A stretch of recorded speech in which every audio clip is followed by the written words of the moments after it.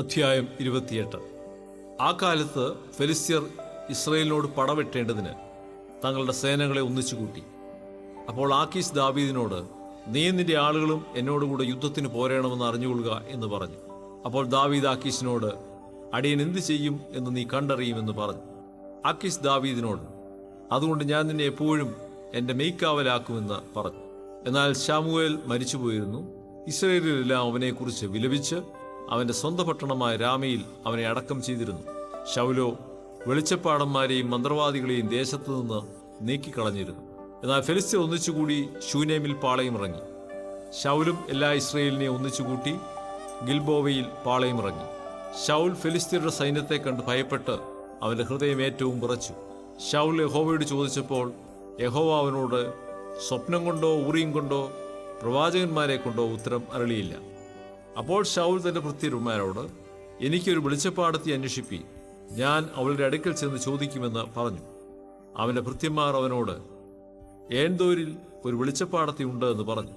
ശൗൽ വേഷം മാറി വേറെ വസ്ത്രം ധരിച്ച് 2 ആളെയും കൂട്ടിപ്പോയി രാത്രി ആ സ്ത്രീയുടെ അടുക്കലെത്തി.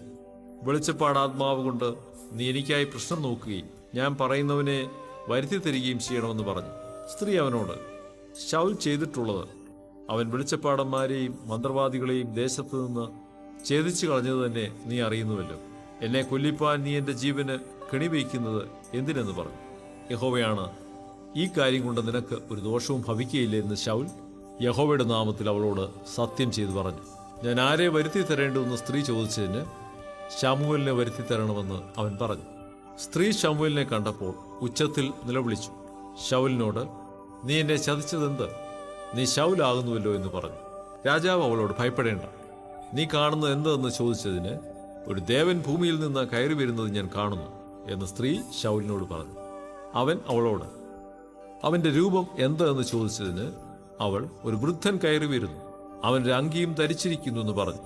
അപ്പോൾ അത് ശമൂവേൽ എന്നറിഞ്ഞ് ശൗൽ സാഷ്ടാംഗം വീണ് നമസ്കരിച്ചു.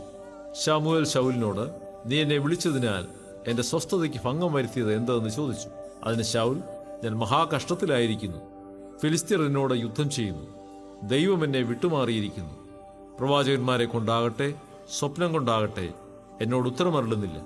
അതുകൊണ്ട് ഞാൻ എന്ത് ചെയ്യണമെന്ന് എനിക്ക് പറഞ്ഞു തരേണ്ടതിന് ഞാൻ നിന്നെ വിളിപ്പിച്ചു എന്ന് ഉത്തരം പറഞ്ഞു. അതിന് ശമൂവേൽ പറഞ്ഞത്, ദൈവം നിന്നെ വിട്ടുമാറി നിനക്ക് ശത്രുവായി തീർന്നിരിക്കെ നീ എന്തിനെന്നോട് ചോദിക്കുന്നു? യഹോവ എന്നെക്കൊണ്ട് പറയിച്ചതുപോലെ അവൻ നിന്നോട് ചെയ്തിരിക്കുന്നു. രാജ്യത്തും യഹോവ നിന്റെ കയ്യിൽ നിന്ന് പറിച്ചെടുത്ത് നിന്റെ കൂട്ടുകാരനായ ദാവീദിന് കൊടുത്തിരിക്കുന്നു. നീ യഹോവയുടെ കൽപ്പന കേട്ടില്ല, അമാലേക്കിന്റെ മേൽ അവന്റെ ഉഗ്രകോപം നടത്തിയതുമില്ല. അതുകൊണ്ട് യഹോവ ഇക്കാര്യം ഇന്ന് നിന്നോട് ചെയ്തിരിക്കുന്നു. യഹോവ നിന്നെയും ഇസ്രായേലിനെയും ഫിലിസ്ത്യരുടെ കയ്യിൽ ഏൽപ്പിക്കും. നാളെ നീ നിന്റെ പുത്രന്മാരും എന്നോട് കൂടെയാകും. ഇസ്രായേൽ പാളയത്തെ യഹോവ ഫിലിസ്ത്യരുടെ കയ്യിൽ ഏൽപ്പിക്കും. പെട്ടെന്ന് ശൗൽ നെടുനീളത്തിൽ നിലത്ത് വീണ് ശമൂവേലിന്റെ വാക്കുകൾ നിമിത്തം ഏറ്റവും ഭയപ്പെട്ടുപോയി. അവൻ ഒട്ടും ബലമില്ലാതെയായി. അന്ന് രാവും പകലും മുഴുവൻ അവനൊന്നും ഭക്ഷിച്ചിട്ടില്ലായിരുന്നു. അപ്പോൾ ആ സ്ത്രീ ശൗലിന്റെ അടുക്കൽ വന്നു. അവൻ ഏറ്റവും പരിഭ്രമിച്ചിരിക്കുന്നത് കണ്ട് അവനോട്, അടിയൻ നിന്റെ വാക്ക് കേട്ട് ജീവനെ ഉപേക്ഷിച്ചും കൊണ്ട് നീ എന്നോട് പറഞ്ഞ വാക്ക് അനുസരിച്ചിരിക്കുന്നുവല്ലോ. ആകയാൽ അടിയന്റെ വാക്ക് നീയും കേൾക്കണമേ. ഞാൻ ഒരു കഷ്ണം അപ്പം നിന്റെ മുമ്പിൽ വയ്ക്കട്ടെ, നീ തിന്നണം. എന്നാൽ നിന്റെ വഴിക്ക് പോകുവാൻ നിനക്ക് ബലമുണ്ടാകുമെന്ന് പറഞ്ഞു. അതിനവൻ, വേണ്ട, ഞാൻ തിന്നുകയില്ല എന്ന് പറഞ്ഞു.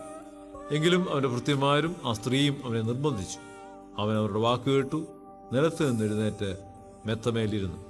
സ്ത്രീയുടെ വീട്ടിൽ ഒരു തടിച്ച പശുക്കിടാവ് ഉണ്ടായിരുന്നു.